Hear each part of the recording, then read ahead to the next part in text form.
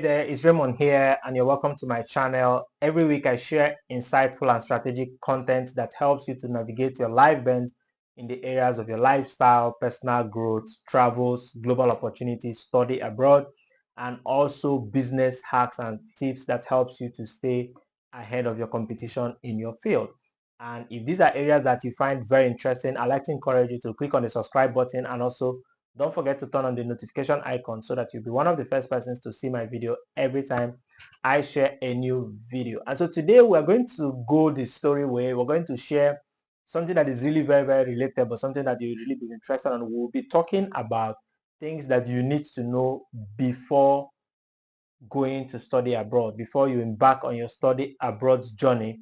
There are really things that you need to know as a person that will help you to settle in very fast and not struggle if you don't have the initial information that will help you. And so today I'm going to share from my very personal experience and how it can help you, and also from the things I've learned from my friends who are studying in different parts of the world, in Europe and all that. Perhaps it will help you to also find a way to navigate your journey. Are you ready for this? Let's get started. So yeah, my name is Raymond, and you guys know that I'm here in Cyprus where I am studying. I've been here living here for the past 3 years. And when I was coming here, I was privileged to have people who shared a lot of information, who gave me a lot of cues as to how to prepare myself. And really, it helped me to settle in. It helped me not to struggle as a first timer. It helped me to find ways to adapt to the culture and everything. I'm going to talk about them way down on this video, and I've written some of them down so that I don't get to forget them, because I really want to touch quite a lot of them. But let me talk about, first of all, why is it important that you have a clear understanding before embarking on your study abroad journey. Listen, it's very important because you are going to a completely different environment, completely different culture, people.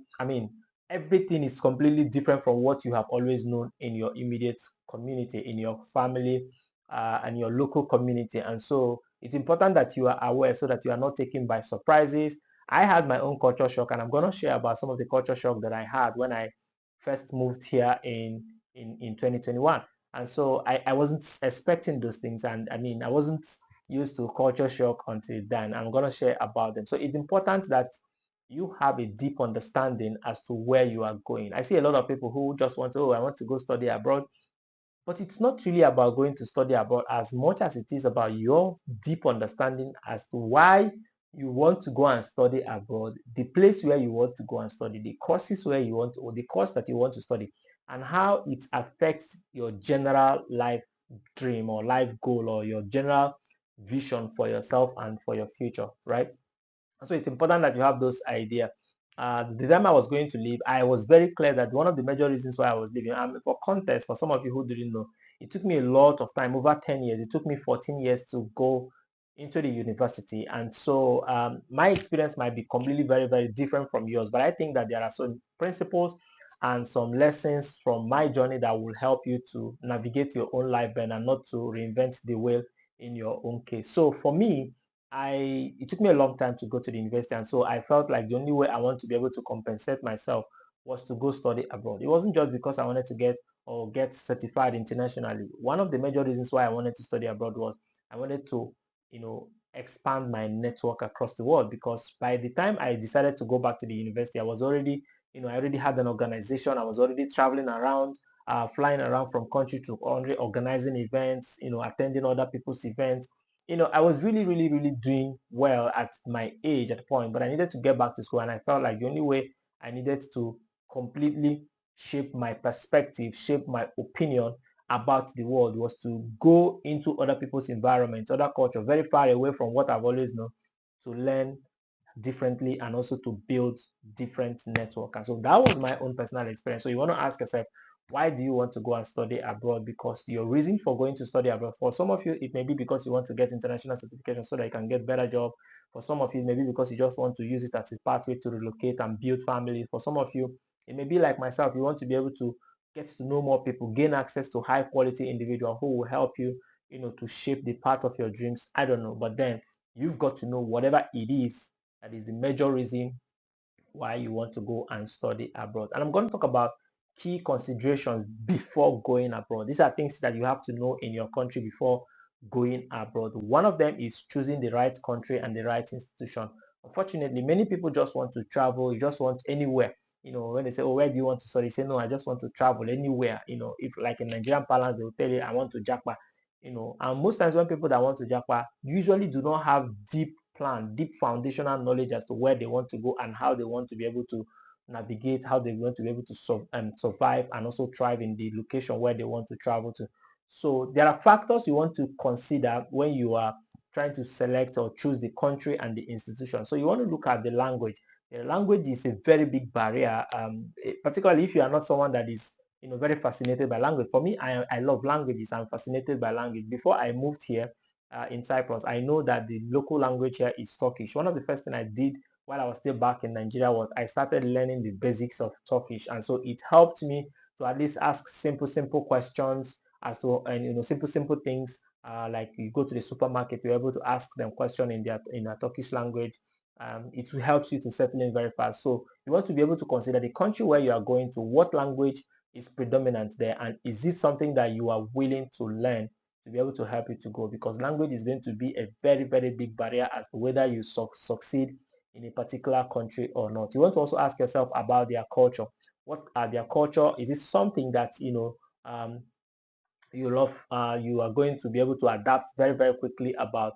What are the things that, what are their beliefs, what are their value system, what are their culture, what are the things that they believe, what are the things they hold so dear to?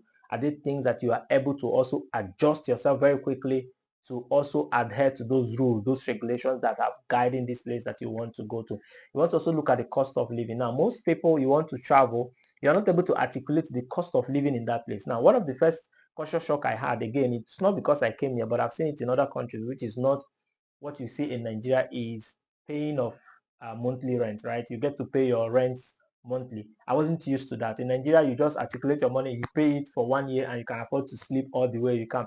But here, you cannot afford. Every 30 days, you have to be on your toes to be able to pay your rent. And so you want to ask yourself where you are living, the school where you're studying, what will you be doing, and how do you intend to foot your bill? The cost of living, your feeding, your transportation cost to your school or wherever you are living or wherever you are working. You have to be able to be very clear about these things, because at the end of the day, these factors might now shape your decision to live either in a particular country or in even a particular city in that country.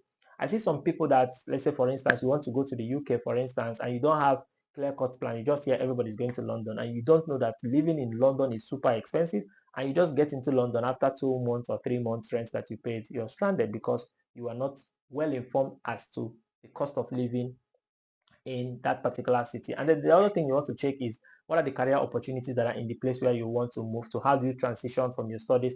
Are there career opportunities? What are the economic viabilities of getting a job, and so that you're able to also fund your studies where you are staying, fund your lifestyle and all that. And for you to do this, you also have to be able to do a lot of research. Most people want to rely on, yeah, there's a point where you want to rely on agents, but you yourself should be able to do a research. Use Google and figure out universities and programs that will be able to, that you can easily adapt to, that aligns to the goal and the vision that you have for yourself. Another thing that most people don't get to really check is the accreditation. Unfortunately, most schools around the world do not have certain level of accreditation, and so people go to these schools, study for so many years, and when they come out, they find it very difficult to transition into other fields or into other countries, just because the school where they are coming from, or the program that they did in that school, do not have the necessary requirements or the necessary accreditation from the relevant bodies in those places. So you want to be able to choose the right country, and you want to look at these factors that I just mentioned. The next thing that you want to look at is understanding the financial commitment of going to these places, because the tuitions are very different. For instance, here in Cyprus where I am, it's a place where there are different schools here on the island, and then these different schools also charge their tuition in different currencies. So you have schools that are charging their tuition in dollars, others in pounds, others in euros. And so you've got to be able to understand the financial commitment of whichever country that you're going, and the cost of living and everything. Are there scholarships that you can get? sometimes if you're able to pay your way into the first year and you're able to do well, you can begin to apply for scholarships in some of these countries. And I have something to say about that. No, when I wanted to get back to the university, I remember that I was having a conversation with someone and the person was insisting that we should wait until we get a fully funded scholarship. And I was telling the person that I really need to get back to school as soon as I can. And while we were waiting for scholarship, I decided that, you know what, I don't want to wait for scholarship anymore. Let me quickly look out for school that is at least affordable for me to pay so that I can actually, get back to school. And so I eventually figured out, got back to school and I've been studying. And this, my friends, unfortunately, is still, as of today, 3 years later, is still waiting for fully funded scholarship, and I'm on my third year already. So sometimes you've got to be able to find a school that is affordable, find a way to source the money, pay for the school, get a 50% scholarship, or even the one you can pay. When you're not getting, get serious with your studies. Make sure that you have like high CGPA or something, and then apply to the school to give you some form of concession or scholarship. This will really, really help you, other than just waiting till when you get 100% tuition. That's my own advice as to how you want to go. Again, it depends on how hungry you are, how desirous you are about really getting back to school. So you want to look at, of course, cost of living, housing, food, transport. I already mentioned about some of these things. Budgeting tips and possible part-time job opportunities are the things you also want to look out for in the country where you are going. I've had people ask me several questions as to whether they should come to North Cyprus or not. I'm going to do a separate video as to what I think, what my experience in North Cyprus has been in the last 3 years, and also because I've been privileged to work as a student assistant in my school, where I had the opportunity to deal with a lot of international students. I've seen their problems. I'm also able to help them to navigate some of these things. It will help me to now do a more well-detailed video as to what I think, whether I think you should move to North Cyprus or not. I'm going to do a video. Look out for that, and then you will get that video. So the next thing is application process and documentation in the school where you want to go to. So you want to ask yourself, while preparing, whether you need to write any form of English language exam like IELTS, like TOEFL, like GRE. Are there required documentation like your transcript? Do you have them ready? Do you need recommendation letter? And I really encourage that, you don't even wait for these schools to ask some of these things. I remember that I had an experience somewhere where I was going to, and I got into a particular phase where they were asking me a question. They asked me just one question about a particular thing, and I figured out that if I'm not able to give them a very satisfactory answer, it's going to really, really backfire on me. I'm going to get a very, very negative response from them. And so what I quickly did was, while I was giving them that response, I was pulling out some other recommendation letters that they didn't even ask me, just to back up what I've already said. Sometimes I even show them pictures just to be able to reinforce everything that I've said to them, and it helped me. So you have to write a statement of purpose and then get these things done. Figure out what the visa application processes are like. If the country if it's a place that requires that you must use a visa to go to. Now, let me tell you guys something. The fact that you got an admission in a university, in a school, does not automatically mean that you are free and you can just walk into that particular country. The immigration of a country, or the immigration service of a country, have the final say as to whether you get into that country or not. So don't say because you've gotten an admission in a particular school, you can afford to just misbehave and do anything you like, anyhow you like it. It doesn't work that way. Trust me, you can be sent back right there at the entry border. As you are at the border passport control, you can be sent back because of anything. It can be any reason, you can be sent back. So find out the visa application processes and ensure that you adhere strictly to them, and it's going to really help you. Let's talk about culture. Let's talk about adapting to a new culture. Now, when I moved to this place, during shortly before winter started. I moved during the fall semester, and one of the things that happened was that my housemate, by the way, gave me a lot of information. I mean, very, very, very credible information as to how to settle in. And I remember one of those days they told me that it's going to get so cold that I won't even be able to wash my plates. I won't even be able to cook with cold water. And I doubted them. I told them it cannot be that bad. It can't be that bad that I won't be able to wash plates. I won't be able to do domestic chores with cold water. And guys, it eventually happened. I was using hot water essentially to wash plates. I was using hot water to do a lot of things and all that. So you've got to be able to condition your mind to adapt to a new culture, because a lot of cultural differences. I got in here. One of the first culture shock that I experienced was now not because I'm was the part of smoking. So in the place where I'm coming from in Nigeria, it's like if you are not smoking, or rather, if you are smoking, you are the abnormal person. So if you walk into a room and every other person is there, they are not smoking, and then you pull up a cigarette and you are not the one smoking, you are seen as the one that is abnormal. But now I find myself in a culture where you walk into a place, everybody is smoking under the sun, and then you are the one that is not smoking. Automatically you are seen as the abnormal person. So for me, it was like with a very culture shock that I had, that people were smoking heavily under very intense scorching sun.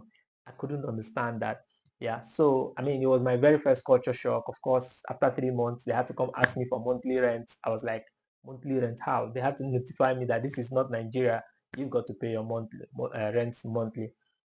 So there is also other thing I also want to talk about in terms of adapting to the new culture. There are also like tips on how to make friends, build like networking community. One of the things you also need to understand when you travel abroad is that so many people that are studying abroad have different goals. They have different dreams that they are pursuing, and so they may be completely different from whatever it is that you are pursuing. And so you have to be very strategic as to the people you give access into your space, the people that you connect with. Otherwise, you just be going dealing with people who you are moving in opposite direction with, and you don't want to waste your time. You don't want to waste your time studying, following the wrong people. And so if you walk into the place, one of the first thing I did was to find a local community, a local church where at least every weekend I'm able to go there to connect with people, to worship and all that. But you've also find something that works for you. Sometimes it can be, social groups, people who are into community service, volunteering communities. You can actually be part of them. Trust me, in those places you'll find very people who are really, really committed to becoming better individual, building themselves, and also contributing to humanity to help you to really sieve out from the crowd people that will help you to grow and become better. Language barriers and how to overcome them. I tell you, one of the first thing I did was to start learning about the basic Turkish terminologies. It really, really helped me to settle in, because in most times, even when you want to go and look for a job, if they are non-English speaking countries, one of the first things that will determine whether you get a job or not is whether you are speaking the language. And you don't need to be an expert. Sometimes they just expect you to understand basic of their languages, as to how to grade the greetings and how to ask basic questions. It will really, really help you to be able to scale. And lastly, I'm going to talk about, of course, academic expectation and opportunities. Now, you are now about to travel abroad. So you want to be able to understand the academic structure, the teaching style, and the grading system. Now, for me, I had a challenge when I moved. Okay, I had an event that I had fixed for a particular time of the year.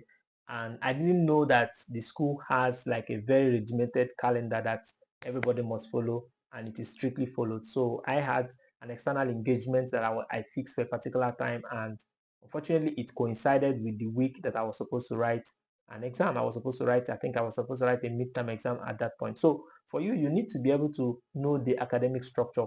Check out if the school has a calendar on their website or something. It will now help you to also plan yourself.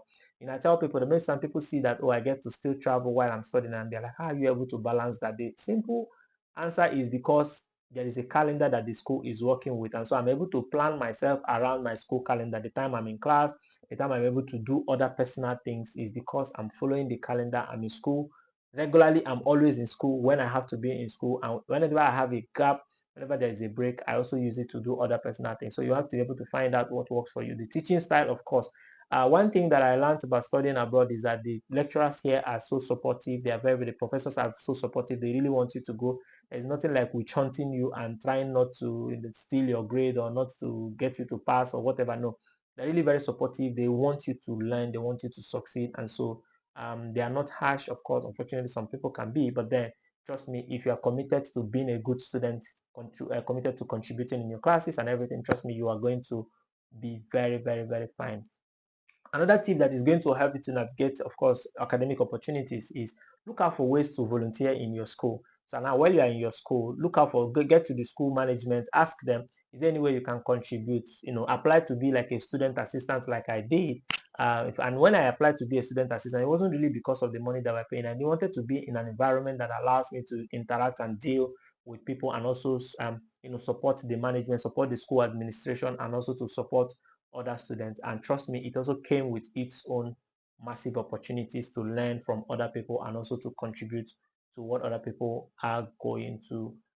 So I will end by saying that some countries, of course, gives an opportunity for you to do internship after your graduation, or they give you, like in the UK, you get your post-study work visa and all that. Figure out all these things and have them at your fingertips before you even start embarking your journey. Otherwise, if you get the first phase wrong, trust me, you're going to struggle all through your stay, or you're going to at least find it very, very hard to find your balance in those places. So those very, very foundational phases are very critical as to whether you're able to you're able to succeed faster, or you're going to struggle before you find a balance as to how to succeed.